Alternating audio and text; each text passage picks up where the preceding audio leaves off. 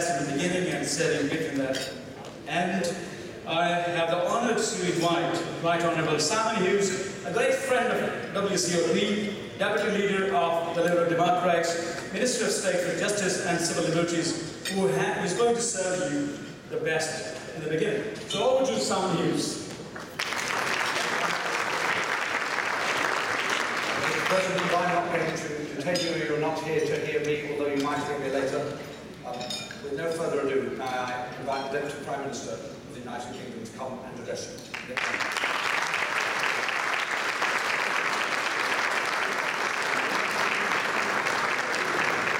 Thank you very much, everybody, for inviting me to this magnificent event. Whilst I understand that the World Congress of Overseas Pakistanis has only been in existence for a couple of years, it nonetheless, an event like this, nonetheless celebrates something of huge scale and of considerable duration as well. The Acting High Commissioner alluded to it himself. It is an extraordinary thought. 8 million individuals, Pakistanis, live outside Pakistan and yet provide so much prosperity, so much employment, provide such a contribution, charitable contribution, civic contribution to the communities in which they live. And that by far the largest contingent of that overseas community is to be found here in the United Kingdom. And you, of course, are prominent and successful members of that community. It is really a great delight for me to be here to celebrate all your achievements and everything that you represent. Because you will know better than I do the untold stories of individuals and of families some years ago, making perhaps a long journey with some trepidation, leaving kith and kin, leaving the community and hearth of which they were accustomed in Pakistan, to find a new life here in the United Kingdom.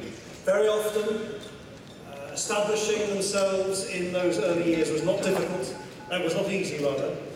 Dealing with discrimination, dealing with economic and social challenges, and yet bit by bit, innovation upon innovation, entrepreneur after entrepreneur, hour after hour of extraordinary hard work. The Pakistani community in this country has established itself as an absolute integral part of everything that makes Britain the wonderful, diverse country that it is today. And so I really do want to congratulate you. I want to thank you, and I want to celebrate everything that you represent. The ethos of hard work, the ethos of seeking to do the best for yourselves, for your family, and for your community. The way in which you have enriched the United Kingdom in so many different ways, culturally, economically, and socially. You are right to be enormously proud of everything that you represent. And you do so as the Acting High Commissioner.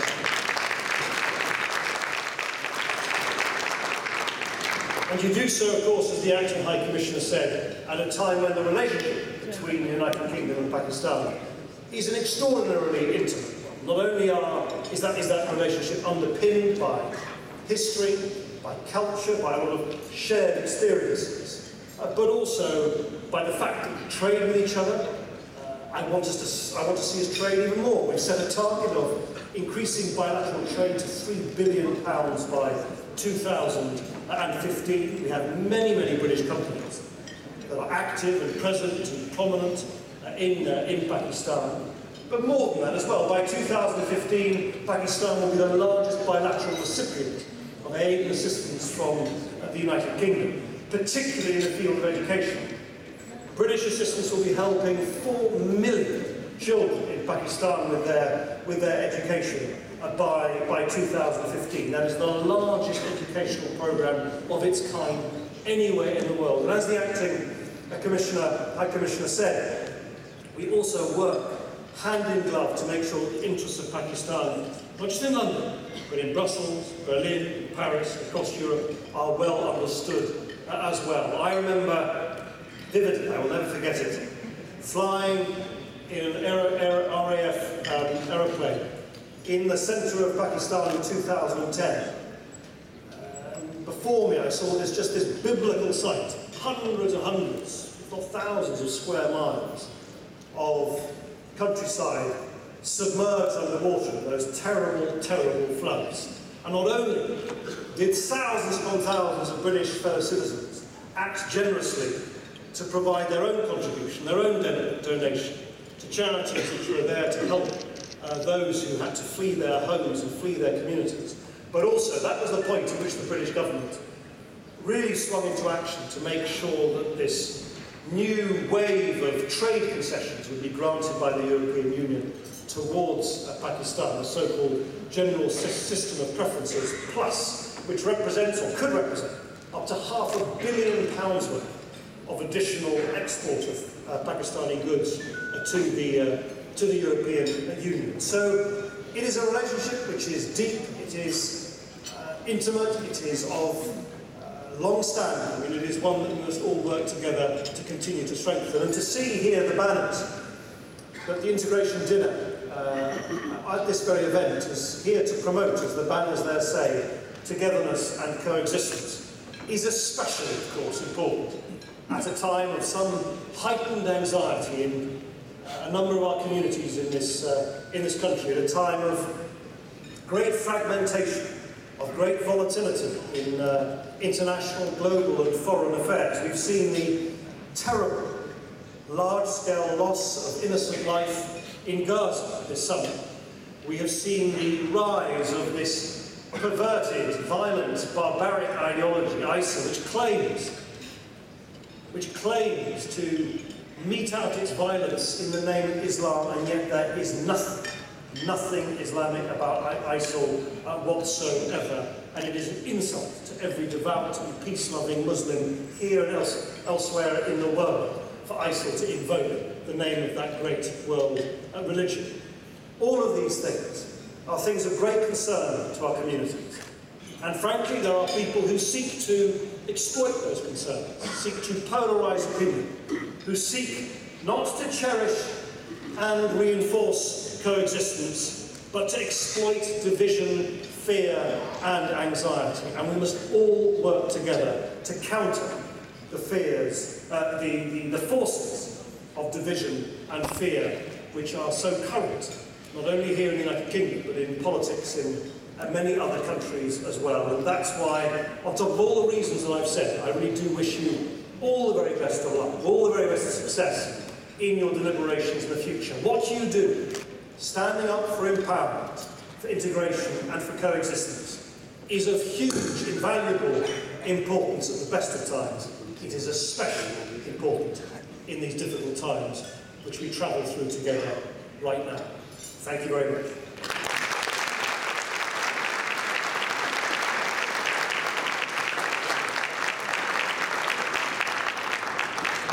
The Deputy Prime Minister very kindly said he'd stay for a little while to take questions.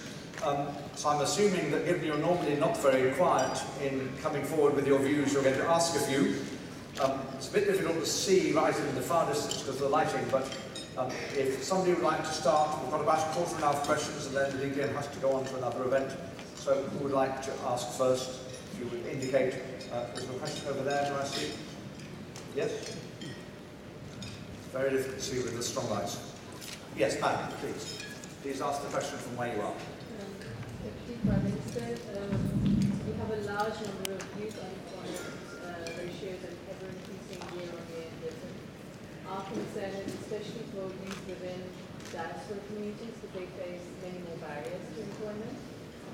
What sort of specific investment or policies are you looking to push forward, certainly beyond 2015 election, for the youth agenda? I'll ask the Deacon to summarise the question for those who didn't hear. So the question was about youth unemployment and those youngsters in all communities, that's most especially in diaspora communities who are unable to find work at the moment. Look, the bad news is that in keeping with all recessions, the crash in 2008, which was on a scale and of a gravity that, in my view, is almost without precedent in the post-war period in this country, led to a sharp increase in those youngsters who are unable to find work. But good news is we've now seen successfully youth unemployment come down, in fact quite rapidly in recent times, and youth unemployment is now lower than it was now in 2014, is lower than it was in 2010 when this President's Coalition government came into office. Now, the reasons for that, thankfully, for that decline is principally, of course, because the economy is growing. We've had to take these very difficult and downright unpopular, in some cases, decisions to rectify the terrible damage done to our economy. As an economy grows, that creates more jobs, that creates more opportunities. But there are a number of things which I think have been especially effective. We've expanded apprenticeships on a scale that we've never seen in Britain before. So this government, despite all the savings we've had to make, have put unprecedented amounts, hundreds and hundreds of millions of pounds, into expanding apprenticeships on a scale never seen before. That's provided a new route for young people to make that difficult journey from education into work. We've also, I announced 2 or 3 years ago something called a youth contract, which was £1 billion assistance to young people trying to find work, where, for instance, we, in addition to providing subsidies to employers who want to take on young people to incentivise them to do so, we also massively expanded the work experience schemes available so that youngsters could find, maybe just even for a few weeks, 6, 8, 10, 12 weeks, the opportunity to work with others in a workplace where they get into the habit of working, and of course also develop an appetite for doing so. Because my experience, and I'm sure your experience is the same, is that the worst thing of all is when you meet a youngster who is sat at home, watching daytime television, feeling increasingly isolated, demoralised, cut off, sending out hundreds and hundreds of CVs, not getting any reply, no explanation about why they don't get an interview.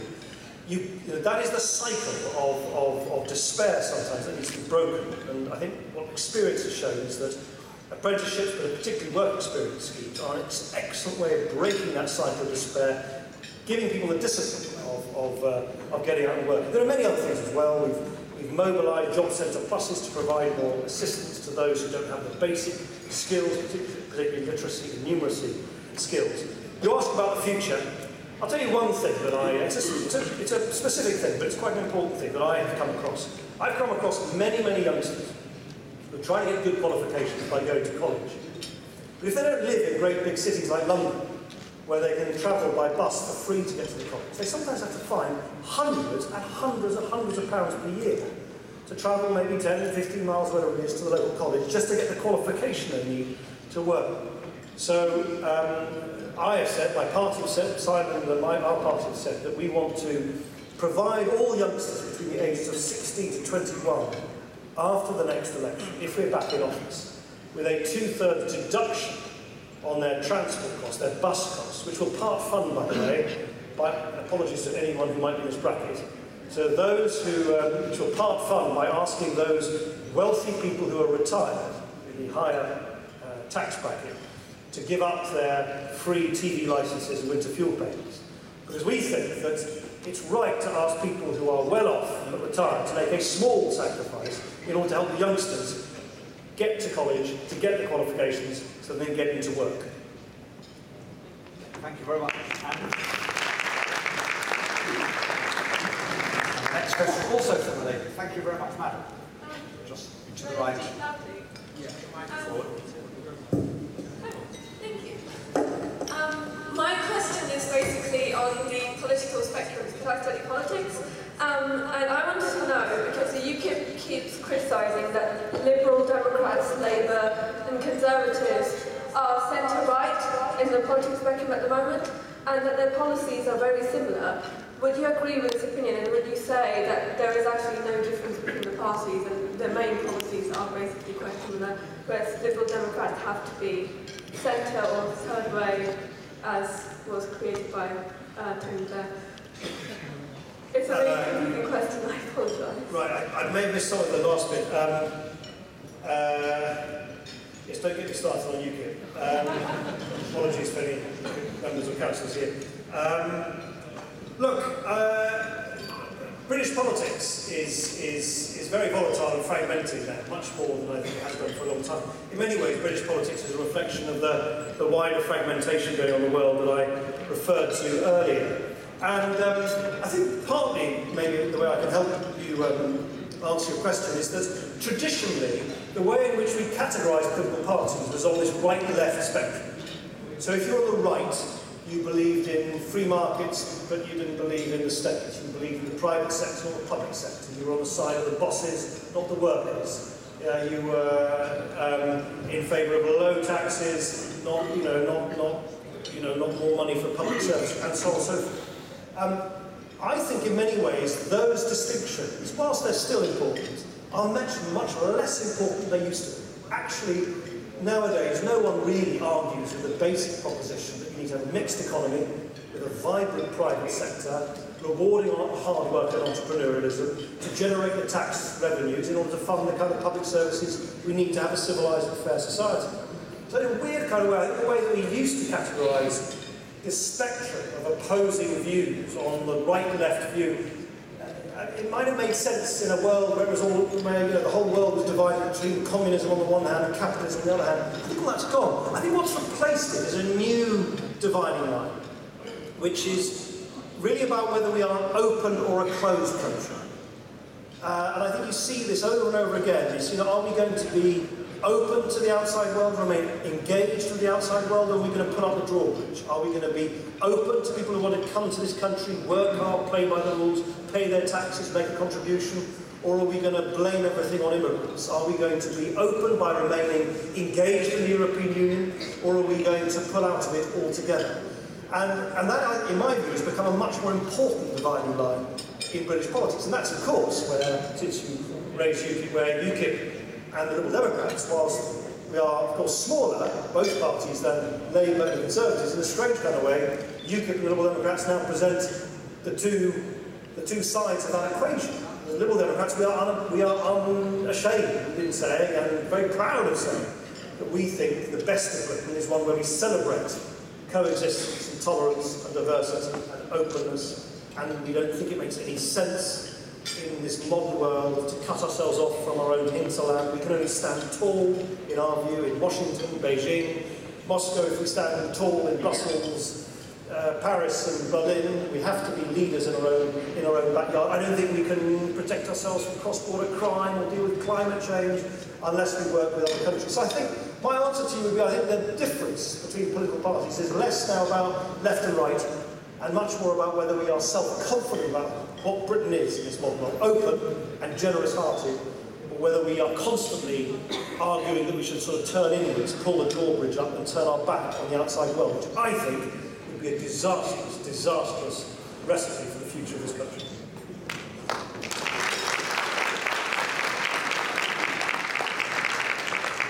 Time for one more question, and there's another lady over here who has a question. Any short question, please, madam, and then we can come as well. You talked about ISIS and you talked about youth, so my question is connected to both of these. I'm going to touch upon a very sensitive issue. Most of the people, the rich-born people, young people who have left, teenagers who have left to fight with ISIS, are from Pakistani diaspora. And there's a rising concern amongst the community about that, because taking that opportunity, being born here, they know their rights, and probably if they are their emotional side is addressed when they are not wise enough, they probably say yes to any call that probably won't be consented by their parents. So can there be any state policy on stopping those teenagers who haven't come to the age or are very young to go to those kind of areas where we have wars and ISIS involved, to stop them and secure their future? Thank you. Well, I mean, direct answer to your... Sorry, these lights are blinding, so I can hardly see you. So I was always taught by my mother to look the person in the eye to whom you're addressing, but I can hardly do that. So anyway, you'll just have to... I'm just looking generally in your direction.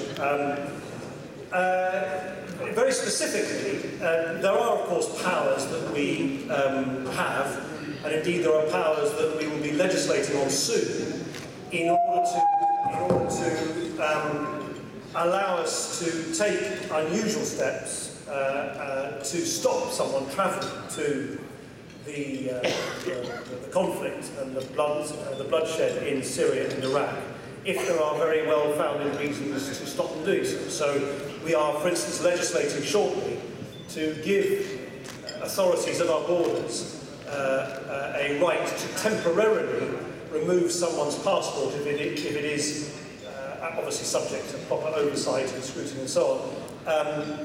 If it is obvious that that individual is intent on leaving this country to go to Syria and to Iraq, with the risk, of course, that they do so, firstly, in a way which will harm themselves, but worse still, that they then come back later in order to harm innocent British citizens here. But however much the state takes on this power or that power, or passes this law or passes that law, at the end of the day, the greatest antidote to the kind of warped, perverted ideas, many of which are peddled by people on the internet, many of which are absorbed by impressionable young individuals, as you said, in a way which is invisible to their parents, their sisters, their aunts and uncles, their grandmothers and their grandfathers. At the end of the day, the greatest antidote to that is not to be found on the statute book in Westminster, but it's to be found in the families, the mosques, the communities themselves here in the United Kingdom. And that's why what you're doing here is so extraordinarily important, because all of you serve as role models, positive role models of individuals who are successful in, comfortable in, and fully integrated in modern Britain. And the more that you can act as positive role models to those youngsters, the more that you will provide an alternative avenue, which otherwise may be blocked and distorted by these people who peddle such hateful and perverted ideas. And we in government need to work together with you. At the end of the day, I wish it were otherwise, actually I don't wish it were otherwise, but governments can't just sort of change what goes on between people's ears by passing a law. People's attitudes, people's fears, people's emotions are immune in one sense to just legislation. That is something we need to do together. That's what families and that's what communities need to do together. And that's why the partnership between organisations such as the World Congress for Overseas Pakistanis and the government is such an extraordinarily important partnership now and in the future. Thank you.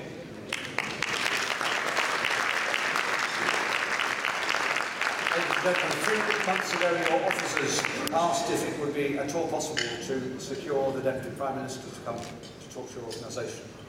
He's done me the courtesy and generosity of accepting my suggestion, and your organisation, I think, the honour of coming and spending time with you and answering your questions. And I'd like to thank Nick very personally for coming to hear you and to talk to you.